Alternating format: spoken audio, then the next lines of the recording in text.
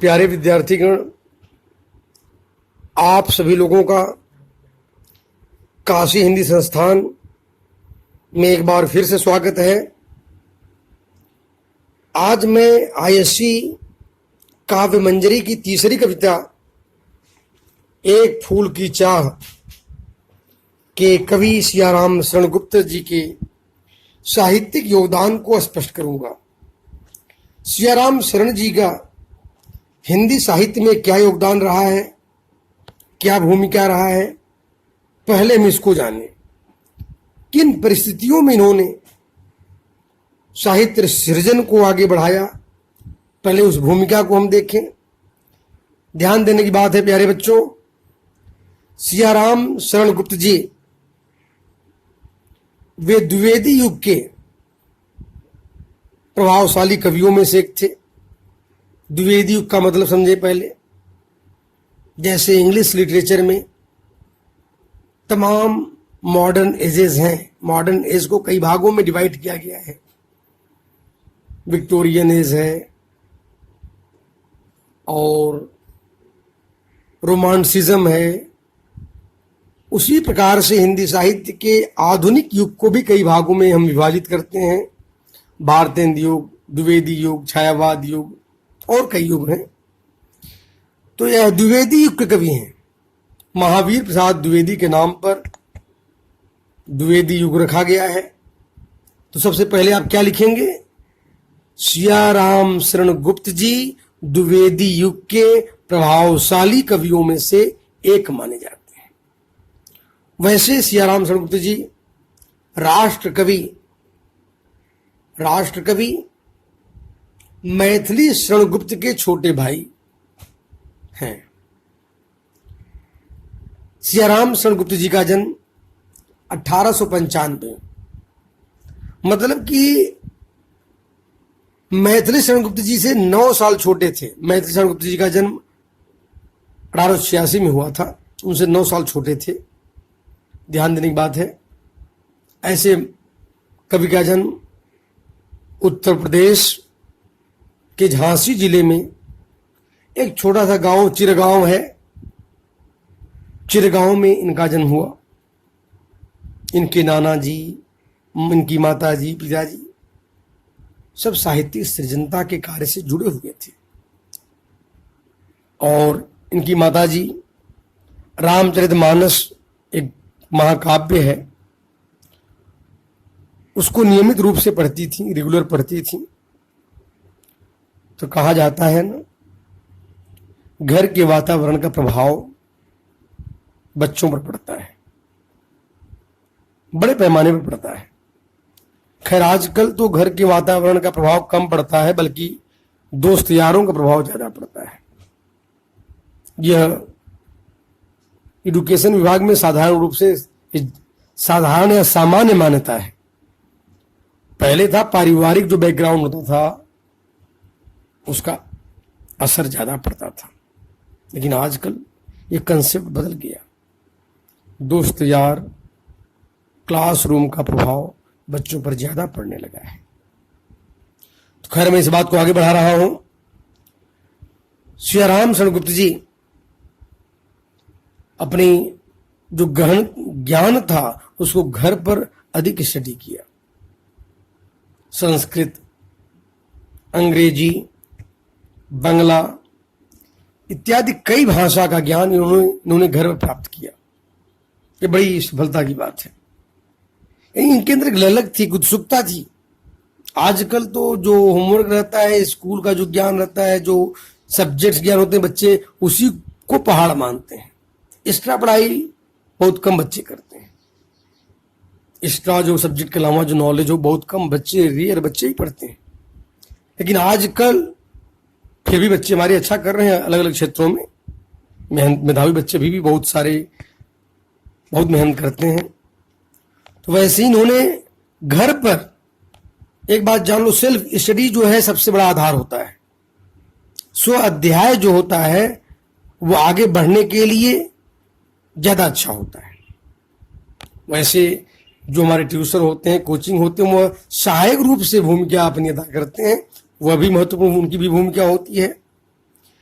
इन्होंने उस समय जो देश में हमारे स्वतंत्रता आंदोलन चल रहे थे, स्वातंत्र आंदोलनों में असहयोग आंदोलन, सविनय अवज्ञा आंदोलन या जो कई आंदोलन चल रहे थे, उन आंदोलनों में इनकी भूमिका बहुत प्रभावशाली रही। उस समय हमारे समाज में छुआछूत की भावना या अस्पृश्यता की भावना, यानी दलित और सवर्ण में विरोधाभास की भावनाएं बहुत जटिल थी। यानी सामाजिक तस्वीर बहुत जटिल थी अपने आप में। संयुक्त परिवार की व्यवस्था प्रभावशाली थी। खैर, आजकल बहुत कुछ संवैधानिक स्तर पर बदलाव आया है। अब समानता की बातें आई हैं, इन कास्ट सिस्टम में भी काफी समानता आ गई है। बहुत बड़ा परिवर्तन समाज में आ चुका है। अब उस समय समाज में कितनी बड़ी जटिलताएं थी, छुआछूत की भावना किस तरह से समाज का एक बहुत बड़ा विकार था, बहुत बड़ी बुराई थी, एक कर्ज था। उस चीज को लेखक ने, हमारे कवि सियाराम सेनगुप्त जी ने उभारने का प्रयास किया। यह इनकी बहुत बड़ी उपलब्धि मानी जाएगी। एक साहित्यकार की बहुत बड़ी भूमिका होती है, समाज की जो कमियां हो, समाज में जो विकार हो, जो कर्ष हो, उसे दूर करने का प्रयास करना चाहिए और समाज को एक आदर्श मार्ग पर ले जाने का प्रयास यह साहित्यकार का होना चाहिए। मानो इस कार्य को हमारे महामहिम सियाराम सेनगुप्त जी ने पूरा किया है। और इस बीच जो आंदोलन चल रहे थे, गांधी का जो आंदोलन चल रहा था, उसका भी प्रभाव, गांधी जी का प्रभाव भी इनकी कविताओं पर प्रत्यक्ष रूप से, यानी सीधे स्तर पर पड़ा है। जैसे अहिंसा, प्रेम, करुणा, सत्य और प्रेम की भावना, विश्व बंधुत्व की भावना, ये सब जो गांधीवादी जो दर्शन था, उसका प्रभाव इनकी कविताओं पर पड़ा है।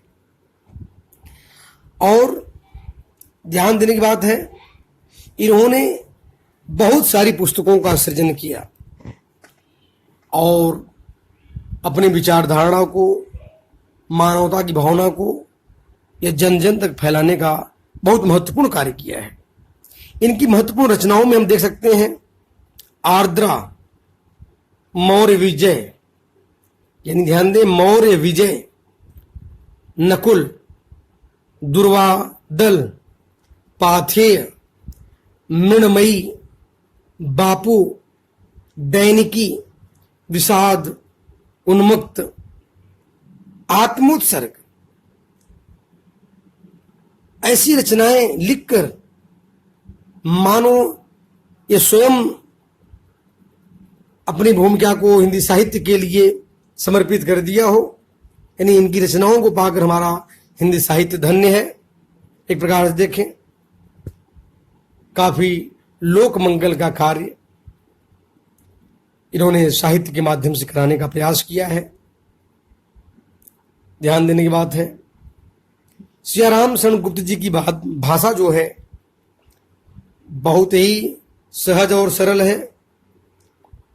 और ध्यान देने की बात है, ऐसे महान साहित्यकार ने समाज और राष्ट्र के लिए अपनी महत्वपूर्ण भूमिका अदा की और साहित्य के सृजनता में इनकी भूमिका अक्षुण्ण रही है। और ऐसे लेखक सियाराम सेनगुप्त जी की मृत्यु 1963 में हो गई, जो कि अपने आप में हिंदी साहित्य के लिए एक अपूरणीय क्षति रहा है और महत्वपूर्ण भागीदारी इनकी देखी जा सकती है। अब मैं इनकी भाषा शैली की भूमिका को स्पष्ट करने जा रहा हूं। प्यारे बच्चों, इनकी भाषा बहुत ही सरल है। एक बार अगर पाठक वर्ग पढ़ लेता है तो इनकी भाषा में, यानी अपनी कविता के मर्म को क्या कहना चाहते हैं, इन्हीं कहानियों के मर्म को हम आसानी से समझ सकते हैं। और इनकी जो व्यक्तित्व है, इनकी व्यक्तित्व का प्रभाव इनकी कविताओं पर प्रमुख रूप से पड़ा है। वैसे इनकी मूल भाषा खड़ी बोली है, तत्सम निष्ठ शब्दावलियों का यानी संस्कृत के शब्दों का प्रयोग यहां वहां इन्होंने किया है। वैसे संस्कृत शब्द जो का प्रयोग कम हुआ है इस प्रकार देखा जाए, यानी खड़ी हिंदी का प्रयोग ज्यादा है। भाषा सहज सरल और बोधगम्य है। सबसे बड़ी बात है इनकी जो भाषा है वर्णनात्मक, चित्रात्मक और भावात्मक शैली में प्रसिद्ध है। यानी वर्णनात्मक में किसी भी घटना को व्यापक स्तर पर मानो हमारे सामने चित्रों के माध्यम से उभार दिया, और जो इनके अंदर भावनाएं हैं यानी उस भाव भूमि को जनमानस के हृदय पटल पर सहज रूप से पहुंचा देने का कार्य इन्होंने अपने सहज भाषा के माध्यम से कार्य किया है। और इस तरह से कारुणिक प्रसंगों का चित्रण बड़े मार्मिक धरातल पर इन्होंने प्रस्तुत किया है। वैसे मैं ज्यादातर मुंशी रामशरण गुप्त जी के जीवन के बारे में आप लोगों के सामने अधिक स्पष्ट नहीं कर रहा हूं। अब मैं अगले अपने वीडियो में इस कविता की व्याख्यान प्रस्तुत करूंगा। और एक चीज याद रखें, आप लोग और अधिक आनंद लेने के लिए समय समय पर इसको पढ़ते रहें, समझते रहें और सब्सक्राइब करना न भूलें। सब्सक्राइब अवश्य करते रहें और इसका आनंद लेते रहें। धन्यवाद प्यारे बच्चों।